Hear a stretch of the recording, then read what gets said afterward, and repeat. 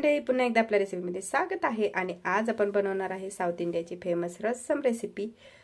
तर त्यासाठी आपण घेतलेला आहे इथे थोडीशी कोथिंबीर आहे, एक लाल मिरची आहे, एक हिरवी मिरची आहे, थोडेसे शेलॉट्स घेतलेले आहेत, थोडा लसूण आहे, एक टोमॅटो घेतलाय, ब्लॅक पेपर आहे, इथे जिरे आहेत आणि इथे चिंच आहे।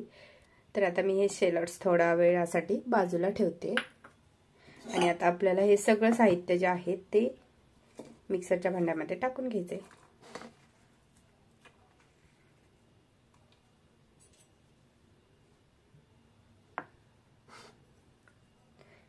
हा चिंचेचा पल्प आहे, तुम्ही आपण अशी सुद्धा चिंच ह्याच्यामध्ये घालू शकतो।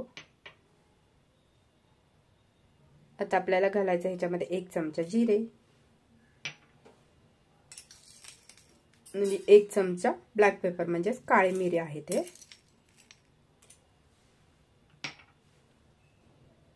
हा टोमॅटो कट करायचा आहे आणि हा टोमॅटो आपल्याला ह्याच्यामध्ये घालायचा आहे। अगदी घरच्या साहित्यात ही रस्सम बनते, याला काही रस्सम पावडरची वगैरे गरज नाहीये।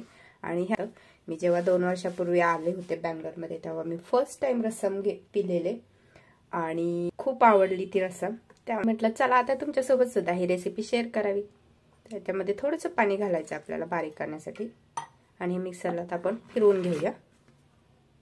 चला, आणि आता तुम्ही बघू शकता वाटण आपलं जे आहे ते एकदम बारीक झालेलं आहे।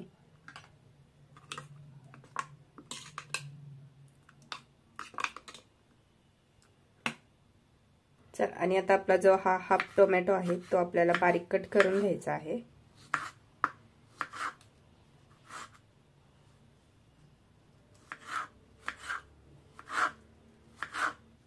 आणि छोटे शेलॉट्स, हे तुमच्याकडे अवेलेबल नसतील तर आपला साधा कांदा घातला तरी चालेल।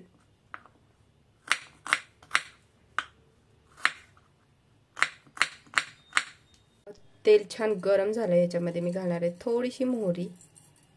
मोहरी ऑप्शनल आहे, मोहरी छान तडतडली आपली। आता ह्याच्यामध्ये आपण घालूया हे छोटे कांदे किंवा शेलॉट्स।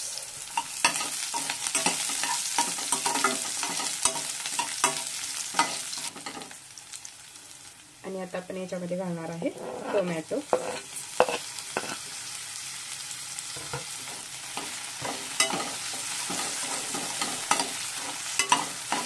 आणि कढीपत्ता, कढीपत्ता खूप सगळा घालायचा आहे आपल्याला ह्याच्यामध्ये।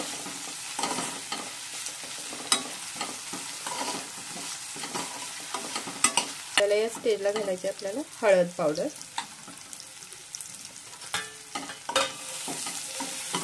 छान मिक्स करून घ्यायचं।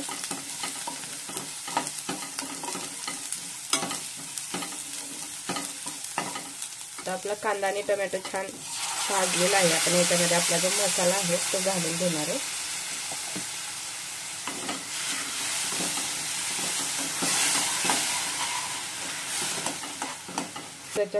आणि आता आपण याच्यामध्ये ऍड करणार आहे पाणी।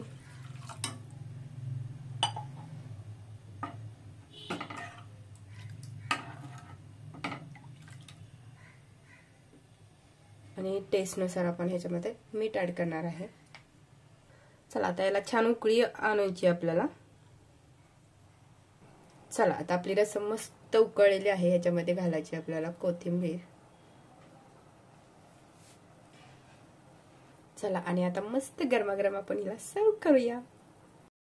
चला, आणि मस्त गरमागरम रस्सम आपली रेडी झालेली आहे।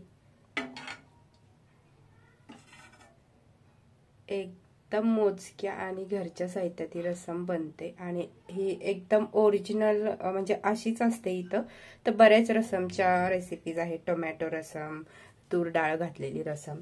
तर तुम्हाला कशी वाटली ही रेसिपी मला कमेंटमध्ये नक्की सांगा आणि तुम्ही सुद्धा घरी नक्की ट्राय करा। आता सध्या तर पाऊस चालू आहे, त्यामुळे मस्त पावसामध्ये गरम गरम रस्सम प्यायला मज्जा येते। चला, आणि रेसिपी आवडल्यास लाईक, शेअर आणि सबस्क्राईब करायला विसरू नका।